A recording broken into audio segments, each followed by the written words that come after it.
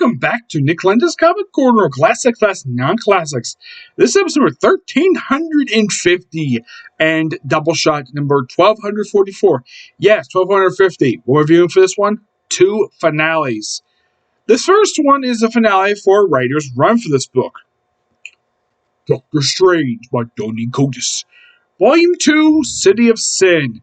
Yeah, some of these issues are actually tied into a really good crossover that came out 3 years ago. Doctor Strange Damnation. I will eventually review the main miniseries in the near future, but this is just the tie-in issues. Yeah, first time actually any tie-ins is really good crossover. Yes. Those who know the thing with Damnation is it didn't have much build-up.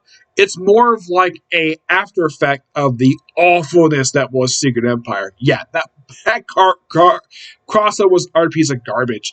Like, it became by far, like, as of currently, it's been 4 years since that crossover ended, and it's widely probably recognized as the worst crossover in the last 16 years.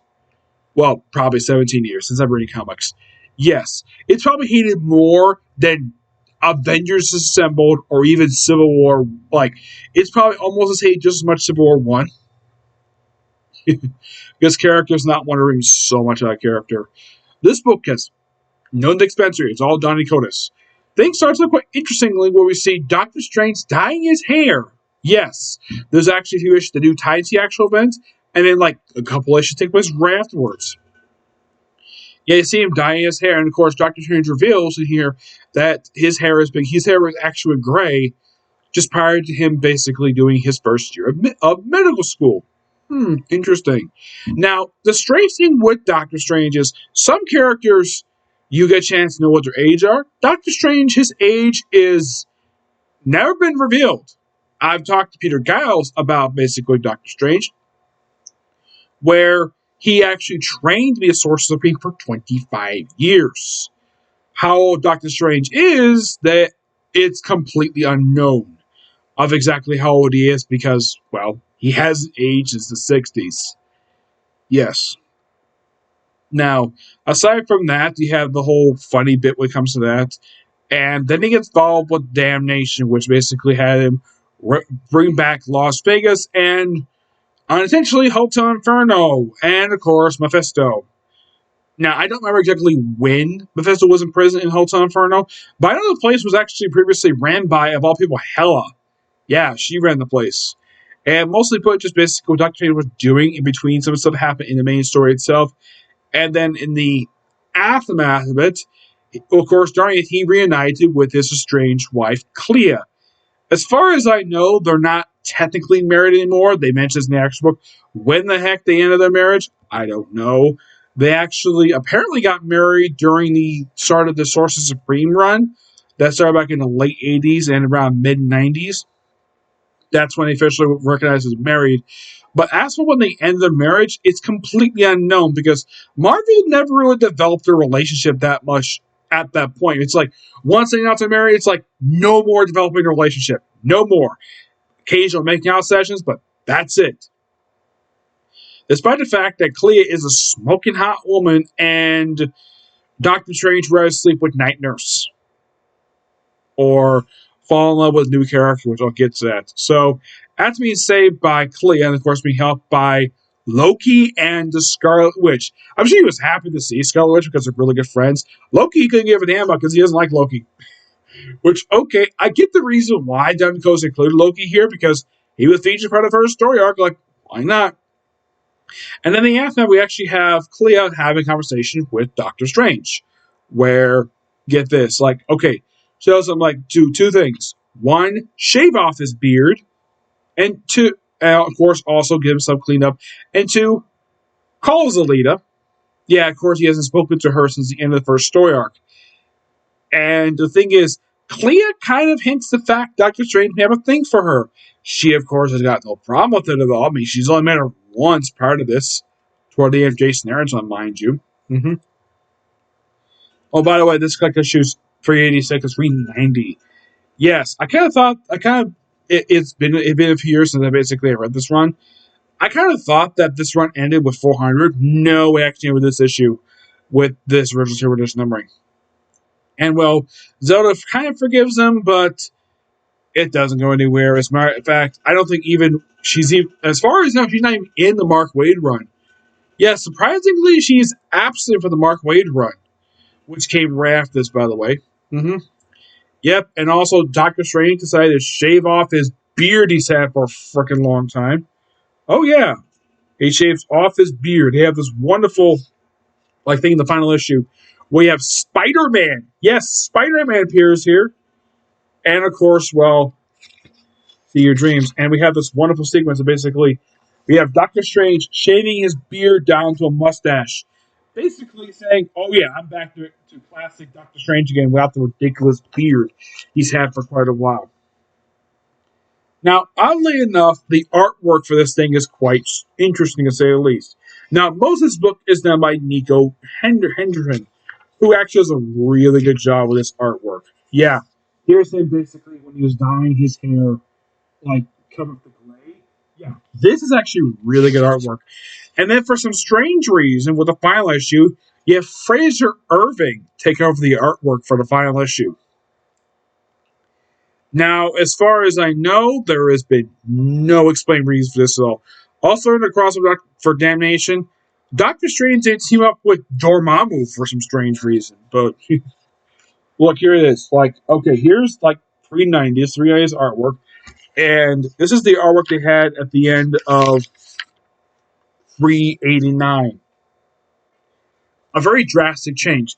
Unknown why they changed the artwork for the final issue, but I think it was because this artist did work on the previous issues for this run. Is that it's still pretty good. Give this book roughly a 9.5 out of 10. Here's what we do. A final thought on this very brief run for Doctor Strange. Yes, Donny was only surprisingly 10 issues. Yep, this is the first one. God of Magic, I reviewed this one not too long ago. I think it was just a few episodes back I reviewed this one. And of course, this is one here. Now, excuse me. They reverted back to this numbering back in 2017. I kind of mistakenly thought, though, this numbering was a little bit longer, where it went, because I remember seeing 400 when it came out about a couple of years ago, but it turns out, no, that was actually not the case. Because this series is in common with Avengers.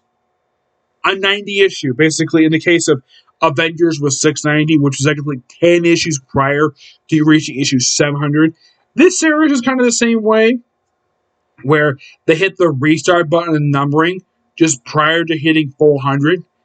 And so the thing is, this book is actually really good. Nothing wrong with Donny Cates' run, despite the fact it was pretty short. And it seemed like right after Damnation wrapped up, he just basically just left the series and did, well, he did Venom, which he's going to be ending really soon.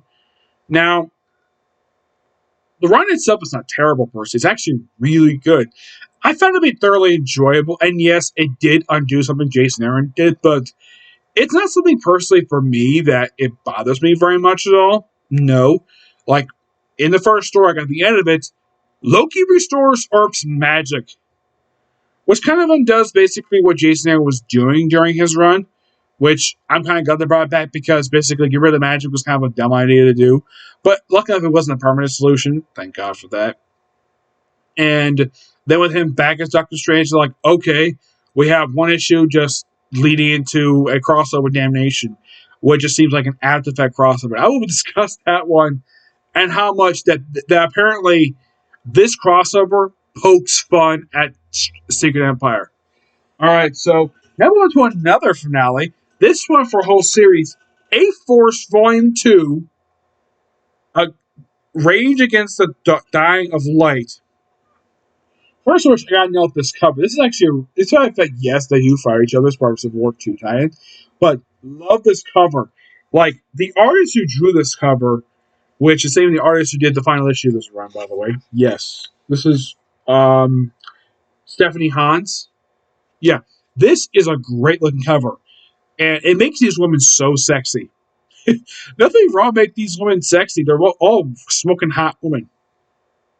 Now, this collector, she's 5 through 10 of A-Force. Well, the ongoing series. Yeah, this is one of those titles, like Old Logan, that was started just as soon as, basically, it was maybe her ongoing series just as soon as Secret Wars wrapped up. There was also Renew Your Vows, which that lasted for a couple of years. Let's see, there was X-Men 92. There was actually a few others. This one, I think a lot of people were very happy this continued because I think A-Force sold pretty well during Secret Wars, or at least they were planning on doing it. Now, this book basically had a few different artists with it when it comes to this book. The first 3 issues, though, by Ben Caldwell, who does issues 5 through 7, 8 through 10. 10 is had 2 artists on it. Paulo Segre, who does the last 3 issues in here, with Joe Bennett co-drawing the last issue. Now, I kind of get maybe the reason he will probably did pick up the book after, Duelos and left. The artwork has shifted. Yes, this very weird art style. We also had in this very story a new member join A-Force. Yes, and of course there's some mentionings what happened in the first arc of this run with the whole thing of antimatter. So the fact this monster and then they spot Thor, but it's not Jane Foster Thor. Oh no! It's a Thor from Secret Wars who actually didn't show up in the book. It's a Dazzler Thor, which even Dazzler's like, really? There's a Thor version of me? Okay. They do work together, and of course they think, oh yeah, you're going to be under arrest for like breaking the laws. And She-Hulk's like, what are you talking about? This is not your world. You obviously probably you have no jurisdiction, which technically she doesn't. And eventually she does realize that yes, this is not her world.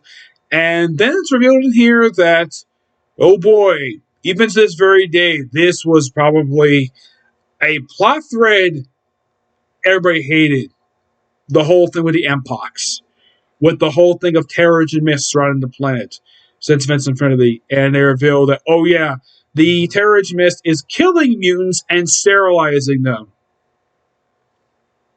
Yes. From what I can tell, a very unpopular plot thread. That thing is, readers, from what I can tell, hated this plot thread because it's basically people had this theory that Marvel was punishing the X-Men just because of their blood feud with Fox. This is before Disney bought them a couple years ago, by the way. Yep. And it's a development. Now, having Dazzler be able to have this is a good plot thread, though then they have, it seems like everything's a hunky-dory after that first 2 issues in here with Kelly Thompson. And then Civil War II rears this ugly head in. Yeah, it feels as though that the Civil War II tie-in felt like it was a very abrupt interruption of the main book. This tie-in felt completely unnecessary. I mean, yes, Jen Walters was basically hospitalized because of what happened in Civil War Zero, where Thanos killed War Machine and hospitalized Jen Walters. Oh yeah, and by the way, the characters actually follow each other because Carol Danvers has some stupid ideas. Yeah, that's something Bendis came up with. And then they decided to hold off the shit. They wanted to disband the team because Jen Walters is in a coma. It's later revealed at the start of the current Runaways book, yeah, this group disbanded. Yep. And they disbanded off panel. Yes. That's something about this. Like, apparently Kelly Thompson pulled something that they haven't done this since the 70s. Yeah, let's just have it where we mention that the group disbanded off freaking panel. The last time they did this was with the original Champions book from the 70s. At least that one they actually show it. This one, like, nope. It's like, oh, we have a hopeful thing for the future, and then Runaways comes out a couple years later, like, nope, this group is gone. Yep. Last MCA Force. A great book. Yep. But this book I'm going to give roughly a 9.5. It's a good book. I do have the Civil War II tie-in mostly deals with a new revelation of a new possible Inhuman. It's more like a horror book, and it's a really fun story. Now, I got to show the cover for issue 9. This cover here, it's a great cover. It's very much like an EC Comics cover. Yeah. Does that remind you of EC Comics cover, like Terror? And then you have, like, something pulled off the stitches. I love the way this cover is drawn. Yeah. Screw it with the fact despite the fact this is Civil War II tie-in, this has barely anything to do with Civil War II. It's very mild. and downplayed. It's probably like Carol Thompson say, "Hey, I don't give a damn about your crossover. If you want to include it, fine, but I'm gonna write it basically be a background plot where we have it there mildly, but it's not gonna be a giant force of the story. Not very much. That's okay from anyways. Yep. But this book is just pure fun. Get this book, like I said, 9.5 out of 10. My final thoughts of this thing, like, wow. Like, okay, like in the case of Doctor Strange animation, like this book ended in 2016 due to low sales. I'm not kidding about that. That's the reason for the series ended. First, we have the Secret Wars tie-in that started this, and then we have the two trades that collect the ongoing series. Now, I originally got that. I picked up this trade here from Ollie's for like about $3, and I remembered, oh yeah, like I should maybe review the ongoing series. And here you go. The two trades to collect the very brief ongoing series that was A-Force. Yep. Now, I kind of felt as though that in the case of this book, this was another book. I kind of felt as though Marvel made a mistake in canceling this book. Yeah, the only book I could think of. Now, the thing is, Civil War 2, like a majority of Marvel crossovers, now, they didn't technically do this with Secret Wars that much. But Civil War 2, it's like, okay, it seems like half the tie-ins that tied in this book just got the axe. I am not kidding about that. Yeah, this is one of the books. This is one of the books that was a casualty of Civil War II.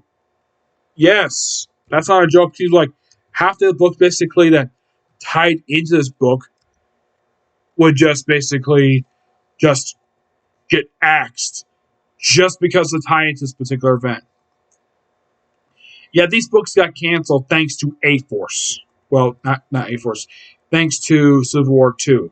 Like this book got canceled. Agents of Shield did too. Let's see. International Iron Man just in a few issues after this one.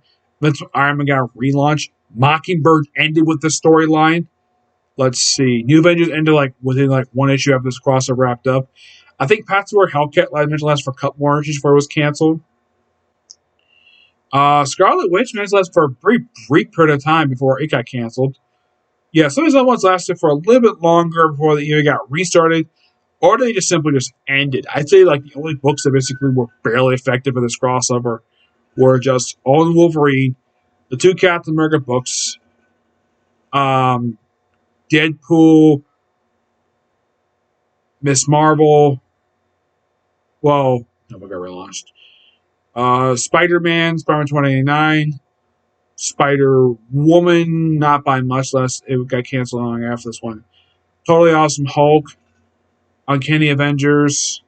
Like, I have pretty much reviewed most of the tie-ins of Civil War 2. The other ones left are, let's see.